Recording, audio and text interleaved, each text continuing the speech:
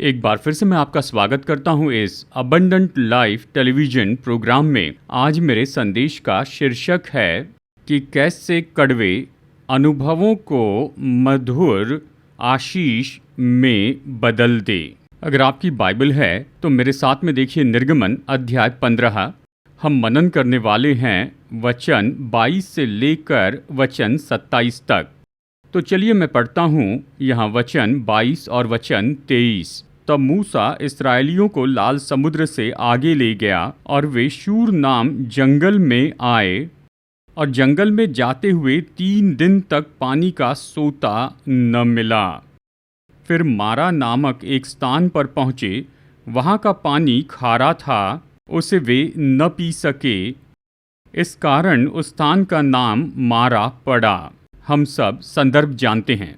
उस समय मूसा ने छुटकारा दिया था इस्राएली लोगों को मिस्र में फ़िरौन की गुलामी से, और वो चलते हुए लाल समुंदर के पास में आ गए और परमेश्वर ने मूसा की लाठी के द्वारा चमत्कार किया और लाल समुंदर को विभाजित किया और इस्राएली लोग सूखी भूमि पर चलते हुए वहाँ समुद्र के दूसरी ओर पहुँचे।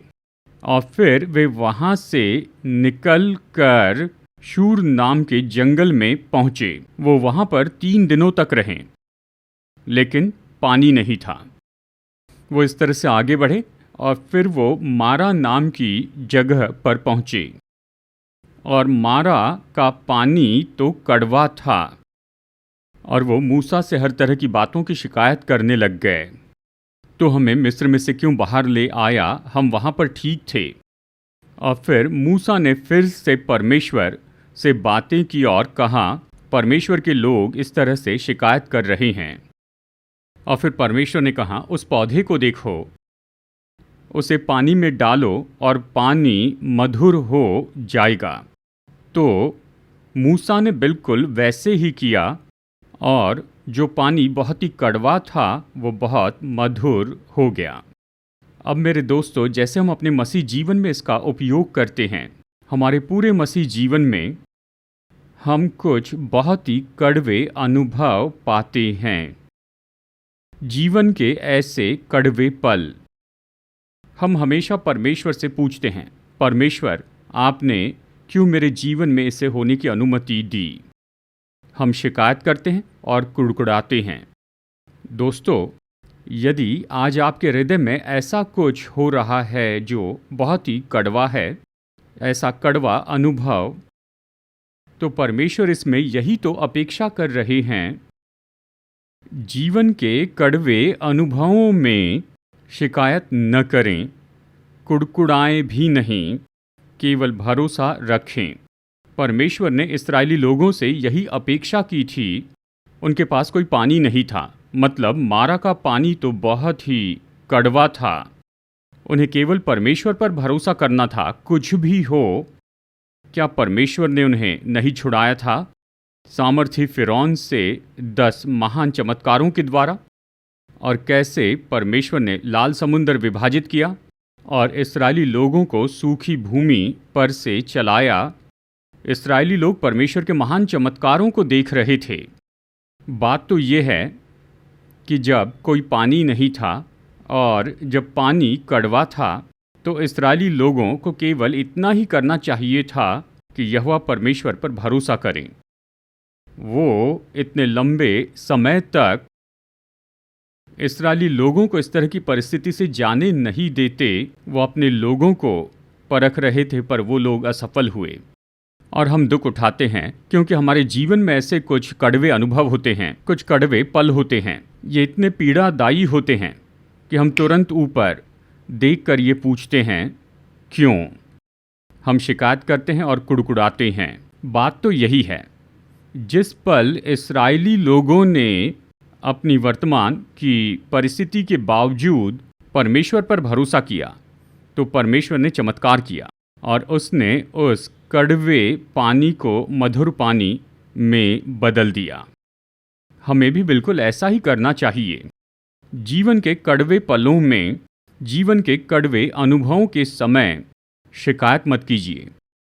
प्रभु से दूर न जाएं, चर्च में जाना बंद न करें, ऐसी बुरी परिस्थितियों में भी परमेश्वर पर भरोसा रखिए। बहुत ही जल्दी परमेश्वर खुद को प्रकट करेंगे और वो बड़ी आशीष देंगे और उन कड़वे अनुभवों को बदल कर मधुर आशीष बना देंगे।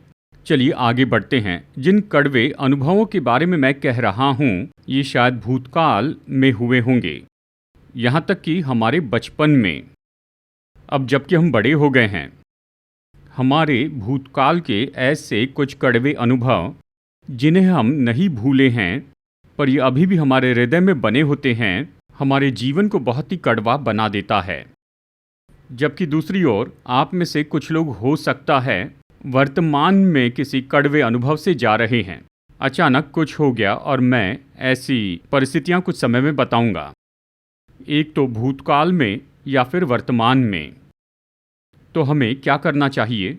सबसे पहली बात जो हमें जाननी चाहिए वो ये है, परमेश्वर हमारे कड़वे अनुभवों के पीछे कारण नहीं हैं। यहाँ तक इस संदर्भ में वो तो शूर नाम के जंगल में आए, वहाँ पानी नहीं था। क्या परमेश्वर ने सारा पानी दूर कर दिया था? नहीं, वो कारण नहीं थे कि उस शूर के जंगल में कोई पानी ना हो और फिर वो मारा के पास आए। तो क्या अचानक परमेश्वर ने उस पानी को कड़वे पानी में बदल दिया? नहीं, स्वाभाविक रीति से वो तो कड़वा था। तो मैं यही कह रहा हूँ, हमेशा हमें याद रखना चाहिए, जब हमारे जीवन में कुछ गलत होता है, ऐसा कुछ दर्द होता है, कुछ मुश्किलें होती हैं और कुछ कड़वे अनुभव होते हैं, परमेश्वर उसका कारण नहीं है। मैं हमेशा 4 कारण बताता हूँ जो हमारे जीवन के कड़वे अनुभवों के पीछे हैं। नंबर 1, उन गलतियों के कारण जो हमने खुद की हैं, हमारा खुद का गिरना, हमारे खुद के पाप। तो कड़वे पल हमारे जीवन में रेंगते हुए आते हैं। दूसरी बात, ये कड़वे अनुभव तो हमारे जीवन में आते हैं हमारे आसपास के लोगों के द्वारा। हम ये जानते हैं, हमारे परिवारों में, रिश्तेदारों में आपके लिए कोई परेशानी उत्पन्न करता है और ये तो कड़वा अनुभव होता है। और तीसरी बात, हमारे जीवन में कड़वे अनुभव आते हैं क्योंकि हम पतन के संसार में जीते हैं, जैसे बाढ़, बवंडर, भूकंप, सुनामी, वायरसेस, ये प्रभु के लोगों पर प्रभाव डालते हैं।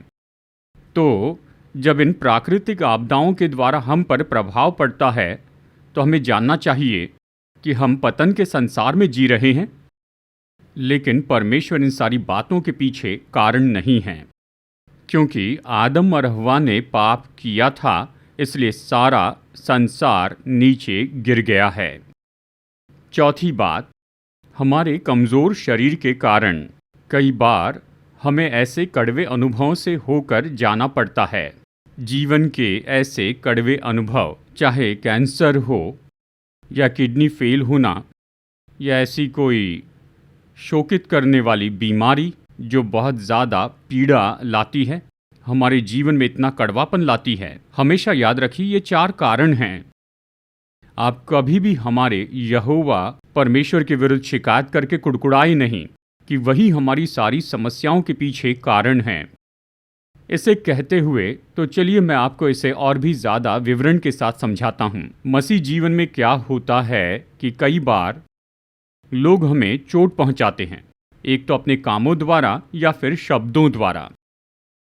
उनके वो काम और वो शब्द हमारे दिल को चोट पहुँचाते हैं, इतना ज़्यादा कि कड़वाहट हमारे अंदर आती है। कई बार लोग हमारे साथ बड़ा अन्याय करते हैं, शायद हमारे संबंधों में, हमारे परिवार में या जहाँ पर हम काम करते हैं अन्याय होता है। यह हमारे दिल में बहुत कड़वाहट लाता है। एक और क्षेत्र तो ये है, जीवन में कुछ युक्तियाँ हैं, मतलब कुछ शोकित करने वाले पाप हैं। इसे कहिए शराब पीना, व्यभिचार करना, जुआ खेलना। आप जानते हैं, हर एक पाप हमारे अंदर कड़वाहट लेकर आता है, कड़वे अनुभव लाता है। पाप केवल हमारे लिए ही कड़वाहट नहीं लाता है, लेकिन ये बहुत ज़्यादा कड़वाहट लेकर आता है हमारे परिवार में, हमारे बच्चों में, हमारे जीवन साथी में, हमारे संबंधों में। तो मैं क्या कह रहा हूँ दोस्तों, चाहे ये जो भी हो, शायद जीवन का कोई कड़वा अनुभव है जिसे आप आगे वर्तमान में लेकर आए हैं, या वर्तमान में आप कड़वे अनुभव से जा रहे हैं। बात तो यही है, उसे अपने हृदय में काफ़ी समय तक रहने न दें। ये जहर है। हृदय में कड़वाहट तो जहर है। ये केवल आप पर शारीरिक प्रभाव ही नहीं डालती, ये आप पर भावनात्मक प्रभाव डालती है और यहाँ तक आत्मिक रीति से प्रभाव डालती है। बाइबल में ऐसे बहुत से संदर्भ हैं कि कड़वाहट के कौन से नकारात्मक परिणाम होते हैं। चलिए इसमें से मैं आपको कुछ बताता हूँ। अय्यूब अध्याय 3 वचन 20, दुखियों को उजियाला और उदास मन वालों को जीवन क्यों दिया जाता है। अवश्य ही अय्यूब बहुत दुखों में से होकर गया। उसने बस ये कहा, मेरा ये कड़वा प्राण क्यों जीवित रहें, इसमें जीवन ही क्यों रहे, मर जाना बेहतर है, इसके बजाय कि अनुभव करें ये कि अपने जीवन की हर एक बातों को खो देने की कड़वाहट रखूं। हाँ प्यारे दोस्तों, कड़वाहट हमारा दम घुटा सकती है। इसके कारण हम ये कह सकते हैं कि मैं जीवित ही क्यों हूँ, मेरे लिए ये बेहतर है कि मैं मर जाऊं। आइए देखते हैं भजन संहिता 64 वचन 3। उन्होंने अपनी जीभ को तलवार के समान तेज किया है और अपने कड़वे वचनों के तीरों पर चढ़ाया है। कड़वे शब्द हमारे हृदय में कड़वाहट और कोई बात नहीं लाती है, लेकिन ऐसे तेज शब्द जो कि लोग हम पर चलाते हैं, हमसे कहते हैं, हमारा दिल टूटता है उन कठोर शब्दों के कारण, क्रूरता के शब्दों से, धारदार शब्दों से, पीड़ादायी शब्दों से। हाँ, जब ऐसा होता है तो याद रखिए, ये कड़वाहट दिल को चोट पहुंचाती है। और जब हमारा हृदय इस तरह चोट खाया है तो हम आनंदित जीवन नहीं जी सकते हैं, हम शांतिपूर्ण जीवन नहीं जी सकते हैं। आइए देखते हैं अय्यूब अध्याय 9 वचन 18। वो मुझे सांस भी लेने नहीं देता है और मुझे कड़वाहट से भरता है। ये सब अय्यूब के जीवन में हुआ था। ये तो केवल उसका दम घुटा रहा था, वो दर्द, वो शोक, वो हानि, और इसके कारण ऐसा हो रहा था कि वो सांस भी नहीं ले पा रहा था। कितना सामर्थी वचन है ये मेरे दोस्तों। हाँ, हमारे जीवन में कुछ कड़वे अनुभव होते हैं जो हमारा दम घुटा देते हैं। हम तो निचोड़े जाते हैं, हम तो बंधन में आ जाते हैं। ये पीड़ादायी है, इससे हमारा दम घुटता है, ये हम में से जान निकाल देता है और हमें लेकर आता है बहुत से अंधकार में, पीड़ा में और शोक में। आइए देखते हैं विलाप गीत अध्याय 3 वचन 19 और 20। मेरा दुख और मारा मारा फिरना, मेरा नागदौने और विष का पीना स्मरण कर, मैं उन्हीं पर सोचता रहता हूँ, इससे मेरा प्राण ढल जाता है। बहुत ही अद्भुत वचन है। कड़वे अनुभव तो हमारे जीवन को डूबा महसूस कराते हैं। हम गड्ढे में उतरते जाते हैं, हम आगे नहीं बढ़ सकते, जीवन का आनंद नहीं उठा सकते, ये तो बस डूबते जाना है। अगर आप इसे साइकोलॉजिकल नज़रिए से देखते हैं और यहाँ तक कि साइकेट्रिक नज़रिए से देखते हैं, जीवन के ऐसे कड़वे अनुभव ये हमें बहुत निराशा में लेकर जाते हैं। पैनिक अटैक्स और हर तरह की दिमागी बीमारियों में। जब ऐसा होता है, जिंदगी बस डूब जाती है, और जब जिंदगी डूबने लगती है तो कुछ लोग सोचते हैं बेहतर होगा कि जीवन हमेशा के लिए डूब जाए, इसके बजाय कि अनुभव करते जाएं ये दर्द, ये कड़वाहट और वो अपना जीवन खत्म कर देते हैं और आत्महत्या करते हैं। किसी भी साइकोलॉजिस्ट या साइकेट्रिस्ट के पास जाए, वो बताएंगे, उनके बताने के पहले ही परमेश्वर के वचन ने ये बता दिया है बहुत बहुत साल पहले कि जीवन के कड़वे अनुभव क्या हैं। ये तो जीवन को गहरे और गहरे में ऐसे डुबा सकते हैं। प्यारे दोस्तों, मैंने तो अभी आपको इसके परिणाम बताए हैं। कड़वे अनुभवों के बारे में, चाहे वो भूतकाल में हुए हो या फिर वो वर्तमान में हो रहे हैं।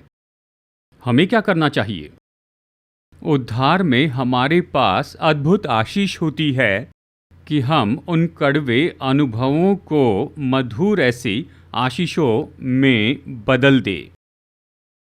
ये घटना जिस पर आज शाम हम यहाँ मनन कर रहे हैं, निर्गमन अध्याय 15 वचन 22 और वचन 27, कैसे परमेश्वर ने मूसा के द्वारा उस कड़वे पानी को पीने के मधुर पानी में बदला। अब मैं आपको बहुत ही महत्वपूर्ण बात बताना चाहता हूँ, और वो है जब उन्होंने पाया कि मारा का पानी कड़वा है। परमेश्वर अपने वचन के द्वारा कह सकते कि ये कड़वा पानी मधुर पानी में बदल जाए, पर परमेश्वर ने ऐसे नहीं किया। परमेश्वर ने यही किया, परमेश्वर ने मूसा को एक पेड़ बताया और मूसा ने उस पौधे को लिया और उसे वहाँ के पानी में डाला और वो पानी मधुर हो गया। हम यहाँ पर क्या समझते हैं जानते हैं? हम सब अपने जीवन में आशीष चाहते हैं। हम चाहते हैं कि हमारे कड़वे अनुभव मधुर आशीष बन जाएं। परमेश्वर इसे कैसे करते हैं? यहाँ परमेश्वर हमें एक पाठ सिखा रहे हैं। आइए इसे एक साथ मिलकर करें। मूसा, आओ इसे एक साथ करते हैं। मैं खुद इसे नहीं करूँगा, तुम खुद इसे नहीं कर सकते। आओ मिलकर इसे करें। जब मूसा ने उस पौधे को पानी में डाला तो तुरंत परमेश्वर ने अपनी सामर्थ खोली। परमेश्वर ने अपनी सामर्थ खोल दी और कड़वा पानी बहुत मधुर हो गया। दोस्तों, हम यहाँ महान पाठ सीख रहे हैं। जानते मसीह जीवन में हम सब तुरंत आशीष पाना चाहते हैं। मैं निश्चित नहीं हूँ कि क्या सच में ऐसे कभी होता है। परमेश्वर के कुछ दास आपको ऐसी बातें दिखा रहे हैं, लेकिन इन बातों में पूरी सच्चाई नहीं है। पर मैं ये विश्वास करता हूँ परमेश्वर ने हमारे हाथों में कुछ स्रोत रखे हुए हैं और परमेश्वर कहते हैं तुम उनका उपयोग करो और मैं उनमें अपनी सामर्थ खोल दूंगा और हम हमारे जीवन में बड़ी आशीष पाएंगे। हमारे जीवन में हम आशीष पाएंगे। हमें जो करना चाहिए वो करना चाहिए परमेश्वर ने हमें दिए स्रोतों के द्वारा, और परमेश्वर को जो करना है परमेश्वर वो करेंगे और हमें महान आशीष देंगे। चलिए मैं आपको सारांश में ऐसे 3 अद्भुत स्रोत बताता हूँ जो परमेश्वर ने हमारे हाथों में रखे हैं उद्धार में। जब हम उनका उपयोग करते हैं तो परमेश्वर अपनी सामर्थ खोलते हैं और प्रभु आशीष देते हैं और उन कड़वे अनुभवों को मधुर आशीष में बदल देते हैं। पहला ऐसा स्रोत जो परमेश्वर ने हमारे हाथों में रखा है वो है प्रभु यीशु मसीह के ज्ञान की सुगंध। 2 कुरिन्थियों अध्याय 2 वचन 14। परंतु परमेश्वर का धन्यवाद हो जो मसीह में सदा हमको जय के उत्सव में लिए फिरता है और अपने ज्ञान की सुगंध हमारे द्वारा हर जगह फैलाता है। और जैसे हम इस वचन को पढ़ते हैं, प्रभु यीशु मसीह का ज्ञान ये तो बहुत से तरीकों से है, लेकिन इस संदेश में मैं एक बात बताना चाहता हूँ। यीशु मसीह का ज्ञान तो यीशु मसीह का स्वभाव है। जितना ज़्यादा हम मसीह यीशु के स्वभाव में बढ़ते जाएंगे तो हम हर एक कड़वाहट से निपट पाएंगे और उसे नाश करेंगे और फिर हम उस पर अद्भुत विजय पाएंगे और आप उस मधुरता और सुगंध को प्राप्त करें जो मसीह यीशु के स्वभाव के कारण है। दोस्तों, जैसे यीशु इस पृथ्वी पर थे तो बहुत से लोगों ने उसे दुखी किया था, जिसने उसके हृदय को बहुत ही कड़वा कर दिया था और यीशु कैसे उस कड़वाहट के ऊपर बड़ी विजय प्राप्त कर सके अपने स्वभाव से। और यीशु के स्वभाव का एक गुण तो यही है अगापे प्रेम। अगापे प्रेम। यीशु ने पतरस से कहा, पतरस तुम मुझे बहुत शोकित करोगे, लेकिन मेरे अगापे प्रेम में तुम्हें चोट पहुंचाने के बजाय मैं तुम्हारे लिए प्रार्थना करूंगा। जब तुम बदल जाओगे तो मेरी सेवकाई करना। इसे लिख लीजिए दोस्तों, हमारे हृदय में यीशु मसीह का अगापे प्रेम ये हर कड़वाहट को खत्म कर सकता है। और हम कड़वाहट को दूर कर सकते हैं उस व्यक्ति से प्रेम करने के द्वारा जिसने हमें चोट पहुंचाई है। क्या ये संभव है? असंभव है, पर अगापे प्रेम इसे कर सकता है। और फिर एक और उदाहरण है, यहूदा ने उसे दुखी किया। यीशु उसका बदला दे सकते थे, लेकिन उसका स्वभाव, जब यहूदा वहां पर आया कि यीशु को पकड़वाए, उसे चूम कर उसे पकड़वाए, यीशु ने उसे कहा, हे मित्र। उसका सामना करने के बजाय यीशु ने यहूदा को कहा, हे मेरे मित्र। क्या ये संभव है? यीशु के स्वभाव के साथ ये संभव है। शायद हमारे जीवन में बहुत से लोगों ने हमें चोट पहुंचाई है। इसके बजाय कि उन्हें चोट पहुंचाए और बदला ले, जब हम मसीह के स्वभाव में बढ़ते हैं, हम उन्हें मित्र कह सकते हैं, उनके लिए प्रार्थना कर सकते हैं, और ये उनमें बहुत अद्भुत बदलाव लेकर आएगा। और दूसरा स्रोत जो हमारे पास है, हमारे हाथों में, वो है परमेश्वर का वचन। ये तो परमेश्वर का वचन है जो हर एक कड़वे अनुभव को बदल सकता है बहुत ही मधुर आशीष में। इस वचन को सुनिए, भजन संहिता 19 वचन 10। वे तो सोने से और बहुत कुंदन से भी बढ़कर मनोहर हैं, वे मधु से और टपकने वाले छत्ते से भी बढ़कर मधुर हैं। ये परमेश्वर का वचन है जो हमारी कड़वाहट को मधुरता में बदल सकता है। जब हम परमेश्वर का वचन पढ़ते हैं, जब परमेश्वर का वचन सुनते हैं, जब हम परमेश्वर के वचन पर मनन करते हैं, जब वचन का अध्ययन करते हैं, ये आशीष देता है। चलिए मैं आपको ऐसी 2 बातें बता दूं। नंबर 1, भजन संहिता 119 वचन 50 में वचन कहता है, मेरे दुख में तेरे वचन के द्वारा मैंने जीवन पाया है। बस यही, परमेश्वर का वचन तो बहुत ही अद्भुत स्रोत है जो परमेश्वर ने हमारे हाथों में रखा है कि हमें परमेश्वर का वचन हर समय पढ़ते जाना है। और हर एक वचन, और फिर परमेश्वर के वचन में ऐसी कुछ अद्भुत प्रतिज्ञाएं दी गई हैं, जब हम इन्हें पढ़ते हैं, इन पर भरोसा करते हैं, इस पर विश्वास करते हैं, ये अद्भुत रीति से हमें सामर्थ देता है। परमेश्वर का वचन और भी कुछ करता है। यूहन्ना 16 वचन 33 आप देखें तो यीशु ने कहा, मैंने ये बातें तुमसे इसलिए कही है कि तुम्हें मुझ में शांति मिले। संसार में तुम्हें क्लेश होता है, परंतु धाड़स बांधो, मैंने संसार को जीत लिया है। ये यीशु के वचन हैं, ये पवित्र वचन हैं।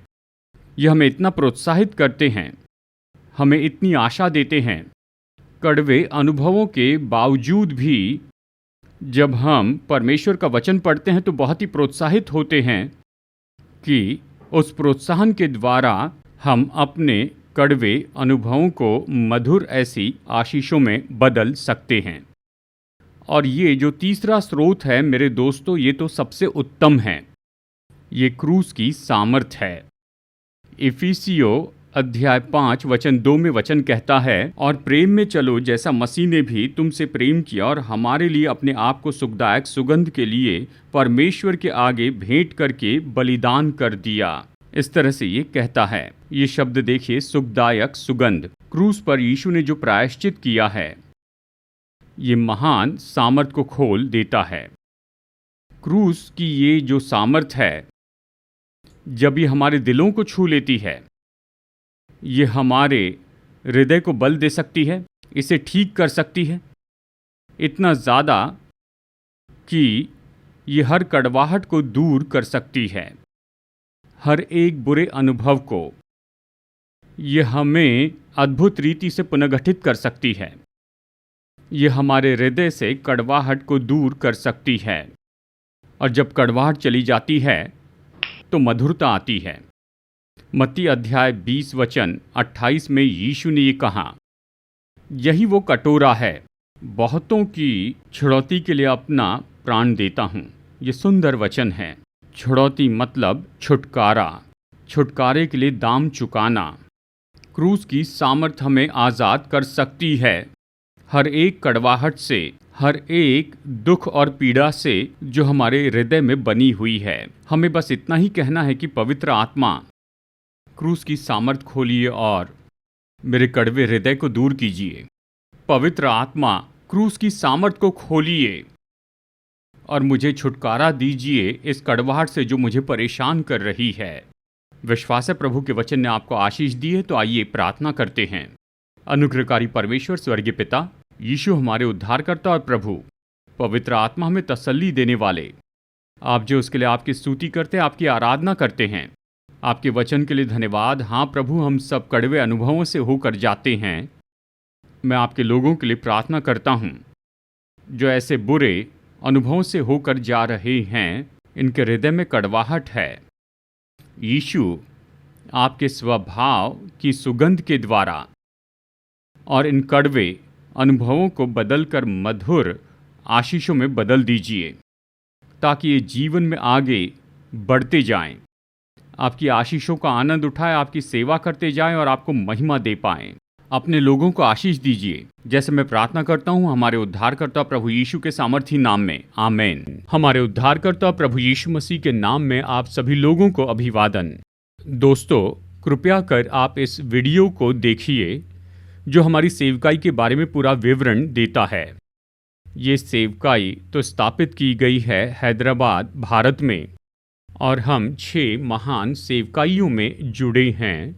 नंबर 1, मैं टीवी पर आता हूँ और 5 भाषाओं में वचन का प्रचार करता हूँ, इंग्लिश, हिंदी, तमिल, मलयालम और तेलुगु में। लाखों लाखों लोग इन संदेशों को सुन रहे हैं और वो उद्धार पा रहे हैं और विश्वासी अपने विश्वास में बल पा रहे हैं। और हमारी दूसरी सेवकाई है प्रचार की सेवकाई, जहाँ मैं बहुत सी जगहों पर जाता हूँ, केवल भारत में ही नहीं लेकिन विदेशों में भी। और इस प्रचार की सेवकाई के द्वारा सभी चर्च के विश्वासी परमेश्वर के वचन के द्वारा बल पाते हैं। हमारी तीसरी सेवकाई तो पास्टर्स के लिए कॉन्फ्रेंस हैं। हर साल हम पास्टर्स के लिए 2 कॉन्फ्रेंस करते हैं। लगभग 130 पास्टर्स आते हैं, सभी अलग अलग प्रोटेस्टेंट चर्च से, और 4 दिनों तक हम उन्हें मसीह सेवकाई के अलग अलग दृष्टिकोण के बारे में ट्रेनिंग देते हैं। हम उनकी यात्रा का खर्च चुकाते हैं, रहने खाने की सुविधा देते हैं, हम उन्हें किताब भी देते हैं और साथ ही हम उन्हें नए कपड़े भी प्रदान करते हैं जैसे वो अपने घर लौटते हैं। और चौथी सेवकाई है एमोरी मिशन हॉस्पिटल, जिसके द्वारा हम अद्भुत सेवकाई कर रहे हैं। ऑर्थोपेडिक में, गायनेकोलॉजी और ऑब्स्टेट्रिक्स में बहुत से गरीबों की सेवा करते हैं। हर महीने हजारों गरीब ऐसे मरीज पा रहे हैं बहुत ही उत्तम मेडिकल सहायता इस एमोरी हॉस्पिटल द्वारा। नंबर 5, हमारे 3 अच्छे चर्च हैं जिनके द्वारा हम अच्छी सेवकाई कर रहे हैं और बहुत से लोग अपना जीवन प्रभु को दे रहे हैं। और इन चर्च में प्रभु का वचन प्रचार किया जाता है। ये इन्हें बल देता है और इनकी मदद करता है कि अपने आत्मिक जीवन में बढ़ते जाएं। और हर महीने हम कुछ गरीब परिवारों को ऐसे ही चुनकर उन्हें देते हैं चावल, दाल और दूसरे अनाज। कृपया हमारी सेवकाई के लिए प्रार्थना कीजिए। अगर आप चाहते हैं कि हमारा न्यूज़लेटर पाए जिसका नाम है सीड, तो कृपया अपना पता स्क्रीन पर दिए हुए व्हाट्सएप नंबर पर हमें भेजिए, तो मैं तुरंत ही आपको अपना न्यूज़लेटर भेजूंगा। अगर आप में से कोई हमें कुछ योगदान भेजना चाहता है या एक प्रोग्राम के लिए स्पॉन्सर होना चाहता है, कृपया हमारा QR कोड नोट कीजिए, इसे स्कैन कीजिए और आप हमें ऑनलाइन अपनी भेंट भेज सकते हैं। परमेश्वर आपका आशीष दे, जैसे आप बहुत ही महत्वपूर्ण और कार्यनीति से फलवंत सेवकाई में स्पॉन्सर बनते हैं।